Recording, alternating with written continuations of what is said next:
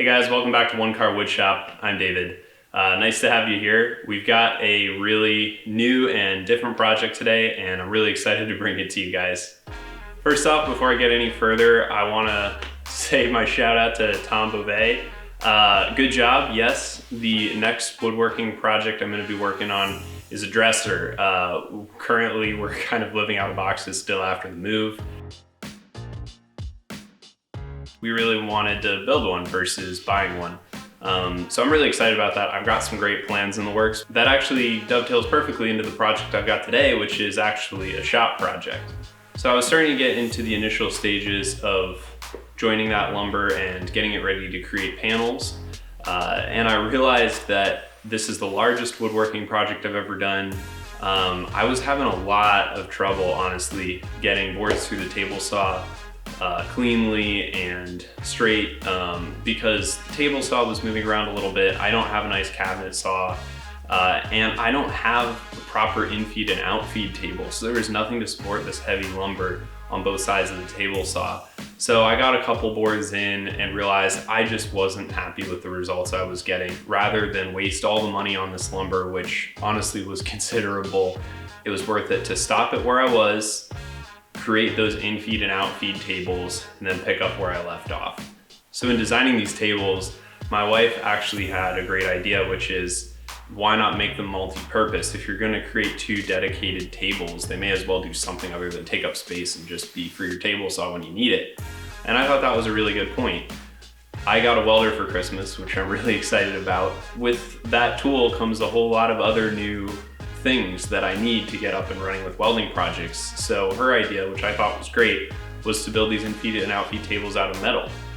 This has a lot of benefits, not only for welding, but also for their sort of main purpose, which is because they're metal and they're very heavy, they're gonna be stable, and they're really gonna help me lock down my whole woodworking setup when it comes to in-feed and out-feed. And also, metal on its own is so well engineered and so much flatter, and the dimensions are so much more accurate than wood to begin with, that it's easy to create a very flat surface that's just, again, gonna be very helpful. So full disclosure, this is my first real welding project. It's probably not gonna be pretty, but as long as I get functional tables out of the end, this is a shop project. And I thought this is a great place to learn. It doesn't have to look beautiful at the end of the day as long as it works. And I really just need some practice burning rod. So let's get into it.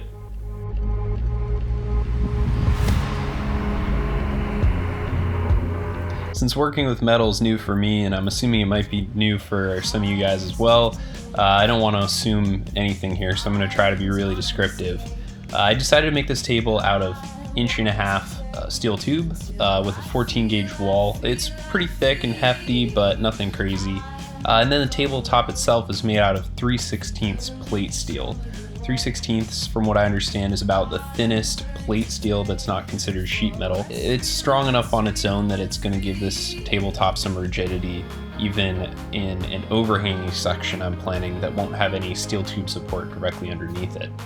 The tabletop size itself was pretty much dictated by the doorway I'm going to need to be able to get these tables in and out of, and the height was dictated by just the top of my table saw. I'm creating these tables about 1.5" short of the height of the table saw so that I can put adjustable feet on the bottom, and I'll go into a little more detail on that later. You'll see after cutting the tubes to length here, I'm cleaning them up so I can weld them. I'm using what's called a flapper disc on my angle grinder, and it's basically little pieces of sandpaper glued to a disc. As opposed to a grinding wheel, it's a little bit of a softer, more pliable wheel, so you can really kind of dig in and get in and around things. It's basically like a really fast orbital sander almost, but for metal. So I used these welding triangles here. They're basically a big magnet that helps you not only secure the metal while you're getting ready to weld it, but also gives you sort of a nice 90-degree angle to work off of. Before welding, you'll see I'm tacking the joint, so that's just a quick little weld bead to hold things in place. And then after I get everything tacked up, I'm going back in and actually doing a full bead along that edge. Do you still give it all you can?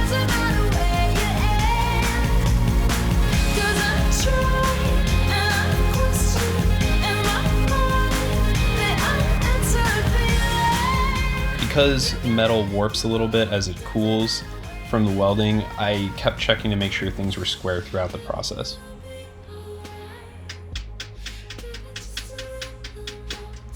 So I'm using a stick welder here as opposed to something like a MIG welder, where instead of having a bottle of shielding gas to protect the weld, the welding rod itself decomposes and there's a shielding flux around the electrode itself. So as you can see, it melts away here and the rod gets shorter. It's also releasing gas and creating this protective covering called slag. You can actually see here, after welding, I have to chip it away with a hammer and like a little wire brush to clean it up, because if I want to lay another bead on top or reinforce that weld at all, you have to clean that layer off. Goes without saying here, welding is hazardous, and there's a lot of pieces of safety to keep in mind. Obviously, I'm using a helmet here. Beyond that, I've got a leather jacket, I've got welding gloves, and I'm being pretty careful not to be in the way of the welding fumes as they're coming up from the weld. If I was inside, I would be even more careful about using ventilation, but it was a fairly windy day and fumes were dissipating pretty quickly, so I just want to make sure my head wasn't in the way. There's a lot of variables to think about when you're welding, such as amperage or the polarity that you're welding with, which can affect things like the deposition rate of the rod or the penetration of the weld and things like that. So there's definitely some trial and error, and I don't have a lot of experience and knowledge to pull from here, but I'm using 3/32 rod, which is kind of the thinnest rod that's readily available. You can get rods even thinner, but it's kind of the thinnest commonly available rod. There's many different rods that you can use with a stick welder. Some of the common ones are going to be 6010, 6011, 6013, and 7018. They all have different attributes, and I might break those down in a later video, but I'm using 6013 for this project. It doesn't penetrate super deep because I didn't want to blow holes in this project where I could avoid it. It was actually originally designed for sheet metal. It has worked out, pretty well for this project, and I'll definitely use it again. I think because metal is certainly new to me, but I'm thinking could be new to some of you as well, I thought I'd break down some of the prices here.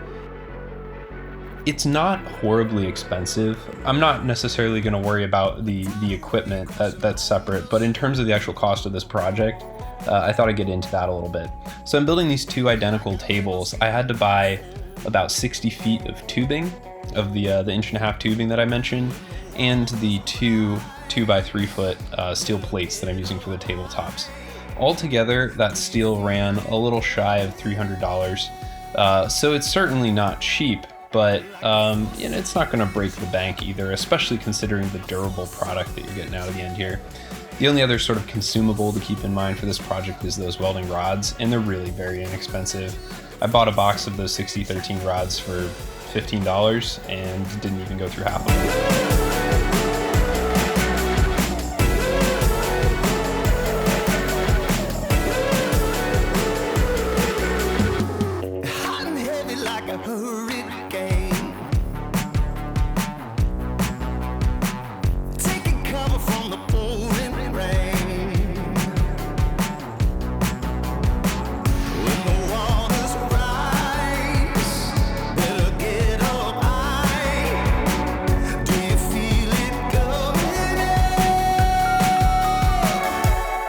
So you can see here, I'm zooming pretty quickly through the second table. These things went together pretty quickly. I think all in, this was about a 6-hour project. What you can see here is I actually capped the ends of the legs with another piece of steel, and I'm drilling a 1/2-inch hole in those caps.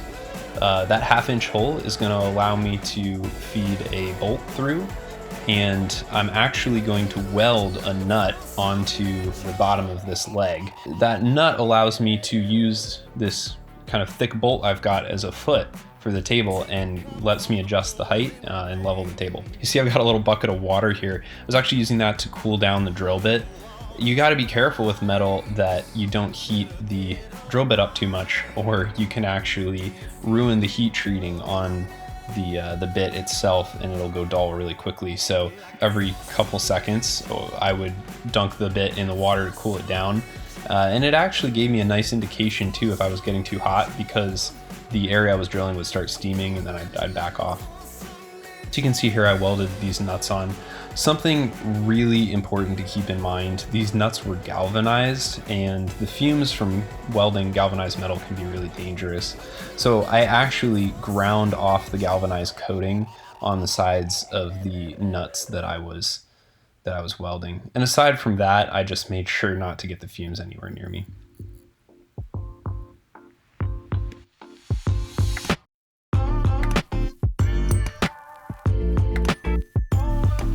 Honestly, I gotta say, I'm pretty pleased with myself, how these came out. I didn't really know what to expect getting into this. I had not really done any projects up until this point. I'd done a couple test beads, but that's really it. So the fact that I got some reasonably solid welds out of this, I'm really happy with it. As you can kind of see, these beads are not perfect, but I've seen worse, and it's certainly very strong. I love the adjustable feet, the ability to just quickly level these tables and set the height is so helpful, not only for their sort of main intended purpose with the in-feed and out-feed tables, but also just to be able to level them on uneven ground when I'm working out in the sort of back patio, and I can quickly just throw a level on there and get them, cancel out any rock whatsoever. Being made out of metal, as it cools after welding, it inevitably warps a little bit. And I knew these tables weren't going to be perfectly square, perfectly level. Without having leveling feet, there's always going to be a tiny bit of rock in them. They were never going to be totally stable because, again, unlike wood, there's no compression with the metal. It's not like where you have a heavy table, it sets down and, you know, the bottom of the leg maybe compresses just ever so slightly on the ground, and, you know, you have a little bit more wiggle room. Metal is so unforgiving, but these leveling feet are so helpful with that. These are going to be super helpful for future welding projects. I've got a lot of things I got to take care of around the property. Thank you guys for joining in. I'm excited to see where welding takes me, but you know, even more so, I'm so thankful to have actually invested in a really good shop project and come out with some new tools. So thank you guys for joining in here. I hope you're doing well, that your projects are coming along great, and have a great rest of your day.